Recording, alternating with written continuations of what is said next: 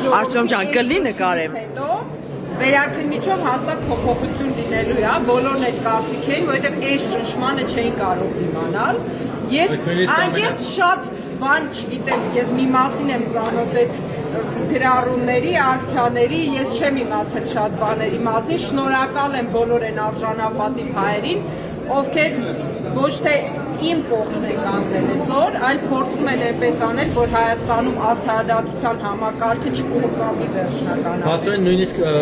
Ֆարխոյանի նման երկաթյա փոխպատյա դատավորի այդ երկաթը հալվեց, հա, մեջ այդ։ Դե, փաստորեն։ Հանրային ճնշման արդյունքում։ Փաստորեն։ Սպասելի է, այսինքն ասում են գյուղ կանգնի գերան կգործվի, հիմա այդ նույնն եղավ ու շատ սպոնտան ինչ-որ բաներ եղան, ես անկեղծ ուստել եմ շատ եւ գոհացել եմ ինչեր են դա կապված չի իմանձի հետ կարևոր է մարդիկ ինչ չեն ճանաչում դատարանը հավատաց որ դուք ահաբեկչական ակտեր չեք իրականացրի դրսում որևէ մեկի կյանքին չեք սպառնալ բան չեք ուղղակի իստումա ցանկացած մարդ որ կարդում է այդ գործը հասկանում է որտեղ ահաբեկչության տարի չկա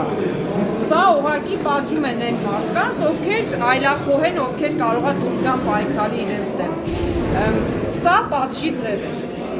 Խափանման միջոցը ինչ է, պետք է 3 պայմանների համար բավարարման, հա որ մարդը չխոչընդոտի, չփախչի, հա ու 3 պայմանների բավարարման համար